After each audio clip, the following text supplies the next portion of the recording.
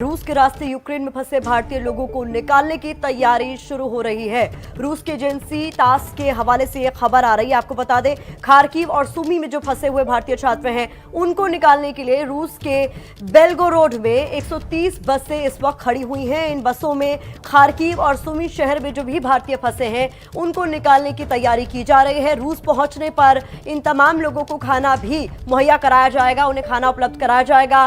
Belgorod में mobile clinic बनाए जा रहे हैं। इन तमाम छात्रों के लिए भारतीय टीम रूस के बेलगोरोद और कुर्स्क में मौजूद है। यह भी जानकारी निकलकर सामने आ रही है। साथ ही वहां छात्रों के पहुंचते ही उन्हें भारत भेजा जाएगा। तो इसको लेकर हमने आपको पहले ही जानकारी दी थी कि रशिया से भी लगातार बातचीत हो रही है कि अगर किसी तरीके से जो तमाम छात्र खार्किव में फंसे हैं या फिर वो इलाके जो रूसी बॉर्डर से नजदीक है, अगर वो रूसी बॉर्डर तक पहुंच जाते हैं तो उनको सेफ पैसेज मुहैया कराया जाए। इसको लेकर अब बड़ी खबर आ रही है कि रूस का बेलगोरोड शहर है, वहां पर 130 बसें जो है इस वक्त मौजूद है, जिनके जरिए भारतीय छात्रों को पहले सुरक्षित जगहों पर पहुंचाया जाएगा और फिर कोशिश यही है कि जैसे कि छात्र वहां पहुंच जाते हैं उन्हें भारत वापस लाया जाए। इस वक्त की ये बड़ी खबर है। लगातार कोशिशें हो रही हैं कि वहां जो भी भारतीय छात्र फंसे हैं उन्हें जल्द से जल्द निकाला जाए, क्योंकि हालात लगातार वहां भयावह होते हुए लगातार अलग अलग शहरों के, यूक्रेन के जो भी शहर है उन्हें टारगेट किया जा रहा है, बमबारी हो रही है, गोलीबारी हो रही है। इस बीच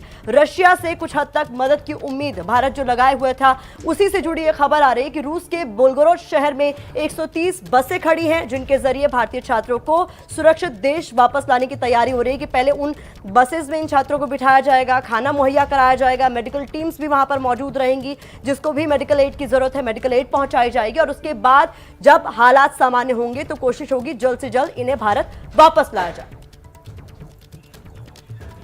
तो सेफ कॉरिडोर को लेकर दोनों देशों में सहमति बन गई है और उसी के तहत अब उम्मीद ये की जा रही है कि अभी तक जो रास्ता, जो रूट जो है वो पश्चिमी सीमा तक जा रहा था, अब उसकी दिशा भी बदलेगी इस सेफ कॉरिडोर के बाद और रूस के रास्ते भी भारतीय छात्रों की वापसी होगी। और इस बीच जंग में फंसे भारतीय छात्रों को घर पहुंचाने की कोशिशें लगातार जारी हैं। ये तस्वीरें हम आपको दिखा रहे हैं रूस के बेलगोरोड शहर में 130 बसें जो इंतजार कर रही हैं छात्रों का। और देखिए, यूक्रेन से लौटने वाले में एक छात्रा है अमृतसर की मन्नत, वो कल अमृतसर अपने परिवार के पास पहुंची है और इस वक्त मन्नत हमारे साथ मौजूद है। सीधे मन्नत का रुख करते हैं। मन्नत, आप कब पहुंची अपने परिवार के पास और कितनी मुश्किलों से? जी, मैं कल पहुंची हूँ शाम को 7:30 बजे अमृतसर में। मैं कल रात को शाम को पहुंची हूँ और मुश्किल तो काफ़ी थी और सबसे ज़्यादा मुश्किल ये थी कि खार्किव से पोलैंड बॉर्डर या जो भी बॉर्डर है वहाँ तक कैसा जाया जाए। और जो पोलैंड बॉर्डर में जब हम गए उसके बाद तो कम दिक्कत थी, कोई दिक्कत नहीं आई। पर उससे पहले जो ये दिक्कत थी कि हम खार्किव से निकले थे, मैं और मेरे 6 साथी हम खार्किव से निकले थे। हम लोग 28 तारीख को सुबह 11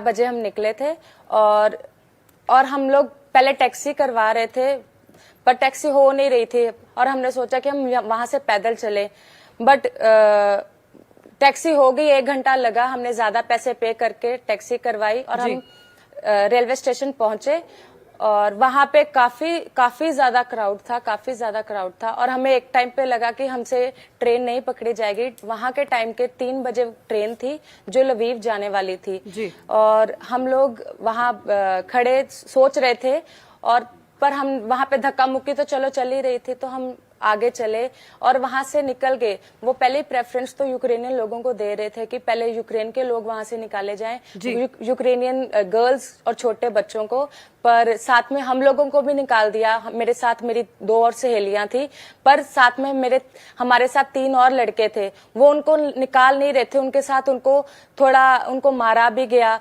पर हम लोगों ने काफी रिक्वेस्ट करी। हमने कहा कि वो हमारे भाई हैं, उनको प्लीज भेज दो, हम उनके बिना नहीं जा पाएंगे और हम सब इकट्ठे हैं।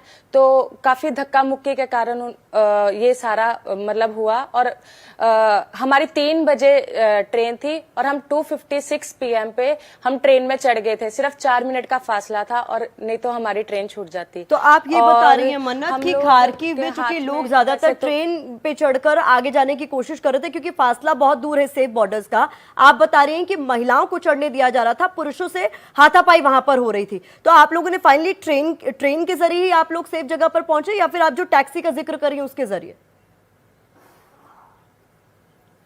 जी, मैं अपने फ्लैट से टैक्सी करवा के रेलवे स्टेशन पे गई।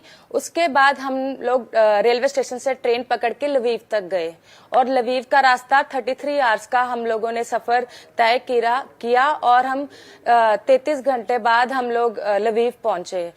और पर हमारे पास खाने, हम लोग सब जो 6 जाने थे हम साथी, वो हम खाने का सामान जो लेके गए थे, क्योंकि हमने काफी दिनों से बहुत कम खाया था, एक बिस्किट के पैकेट के सहारे भी जिए, या एक चिप्स जो थे हम लोगों को जो मतलब मिल रहा था, अवेलेबल हो रहा था, उसके सहारे जिए। पर फिर हम लोगों ने जितना भी घर पे खाना था हमने सबने कलेक्ट किया और एक लिफाफे में डाल के हम लेके गए। पर वहां पे वो भी इतना क्राउड था कि वो लिफाफा भी मतलब हमारे हाथ से निकल गया और बस उसका हैंडल ही हमारे हाथ में रह गया। तो हम लोगों को एक बार लगा कि हम अब बस भूखे जाएंगे, हमें नहीं पता हमें कब खाना मिलेगा, क्योंकि ट्रेन में यूक्रेनियन लोग भी थे, सीट नहीं थी ट्रेन में बैठने के लिए। और वहां पे हम पहले काफी देर थोड़े खड़े हुए, फिर थोड़े लोगों ने देखा हम लोगों को कि हाँ हम काफी देर से खड़े हैं, फिर हमें थोड़ी सीट मिली और हम बैठ के गए। फिर वहां पे कुछ और साथी थे जो मेरे जूनियर्स थे वहां पे, उनके पास खाने का थोड़ा सामान था, तो हम लोगों ने शेयर करके खाया और 33 आवर्स हम लोग वहां गए लगे हम लोगों को। फिर कि हमें बस एक और डर था कि कीव में कुछ हमारे साथ ना हो जाए, क्योंकि वो ट्रेन कीव से भी निकलनी थी और रात को हम 12 बजे कीव पहुंचे और हम बस एक ही प्रेयर कर रहे थे कि यहाँ से जितनी जल्दी हो सकता है निकल जाएं। और हम लोग फिर अगले दिन 1 मार्च को हम 9 बजे वहां लवीव में पहुंचे और फिर वहां पे हम लोगों ने काफी सुबह 4 बजे फिर हम लोगों की वहां से बस हुई पोलैंड बॉर्डर के लिए। हम लोगों ने हम सब साथियों ने एक मिनी बस करवाई वहां से और हम लोग वहां बैठ के हम 23 पीपल जो थे हम उस मिनी बस में बैठ के गए और पोलैंड बॉर्डर तक गए। पर ये जो सफर था, मेरे को पता नहीं कि मैं बातों से आपको लग रहा है कि कुछ होगा, पर हमें पता है, हम सबको पता है कि हमने एक कैसे सफर तय किया, कितना भगवान को याद किया, रोए, घर वालों से बात किया। एक बार मतलब उससे एक दिन पहले हम सब एक छोटी सी हिम्मत हार चुके थे कि शायद हम अपने घर नहीं पहुंच पाएंगे, पर एक दूसरे की हिम्मत देख के हमने कहा यहाँ से हम जितनी जल्दी हो सकता निकलें। क्योंकि हम लोगों ने ट्विटर पे ट्वीट पढ़ ली थी पुतिन की कि उसने न्यूक्लियर असाइन कर दिया है और अगर आपको अपनी जान बचानी है आप जितनी जल्दी हो सकता है निकल जाओ, नहीं तो मैं कुछ भी कर सकता हूँ। तो हमें फटाफट हम वहां से हमने निकलने की कोशिश करी। चलिए, तो आपने बताया कि खार्किव 28 फरवरी आपने अपना ये सफर शुरू किया, आप जहां पर थी वहां से रेलवे स्टेशन पहुंची, रेलवे स्टेशन से मुश्किल के साथ आपने ट्रेन बोर्ड की और फिर सुबह करीब 11 बजे आप लोग निकले थे और अगले दिन 1 मार्च को आप लीव पहुंचे कीव होते हुए, राजधानी कीव होते हुए। तो ये बताइए, फिर वहां से पोलैंड बॉर्डर गए और पोलैंड बॉर्डर से जाहिर सी बात है आप आए होंगे वॉर्सो और वहां से आपने फ्लाइट ली होगी हिंदुस्तान के लिए। लेकिन मुझे ये बताइए ट्रेन का सफर, क्योंकि अभी तक हम जितने छात्रों से बात कर पा रहे हैं वो ये मुश्किल तो बता रहे हैं कितनी मुश्किल हुई उनको ट्रेन बोर्ड करने में, लेकिन क्योंकि आपने कहा ना कि कीव में भी ट्रेन का हॉल्ट था और वहां पर भी आप लोगों को डर लग रहा था कि कुछ अनहोनी ना हो जाए, तो ट्रेन के अंदर किस तरीके का माहौल था? वहां पर भी क्या हॉस्टाइल एनवायरनमेंट काफी ज्यादा था? जाहिर सी बात है डर तो लग ही रहा होगा कि कहीं बाहर से हमला ना हो जाए, लेकिन अंदर कैसा माहौल था?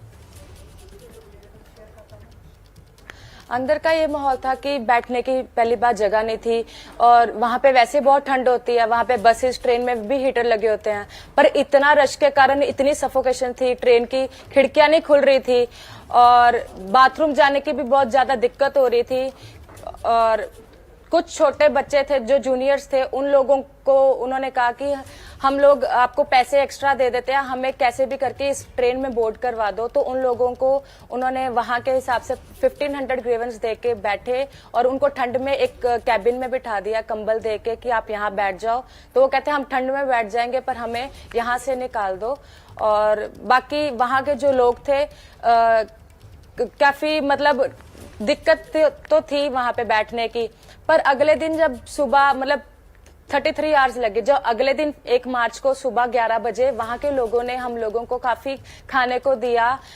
जो नॉन वेज खाते, चिकन खाते, उनको वो दिया। जो वेज जो थे उनको वेज मोमोज दिए, ब्रेड्स दी और बिस्किट्स वगैरह दिए कि आप लोगों ने कल से कुछ नहीं खाया। पानी दिया, चाय दी कि आप लोग सारा मतलब अपना खाओ पियो, कोई बात नहीं, हम आपको सेफली वहां पहुंचा देंगे। ये सब हेल्प यूक्रेनियन पीपल ने हम लोगों की करी। बहुत बहुत शुक्रिया मन्नत, एबीपी न्यूज को वक्त देने के लिए। और आपके चेहरे की मुस्कान बता रही कि राहत की सांस आपने ली होगी घर पहुंचकर, परिवार वालों के पास पहुंचकर।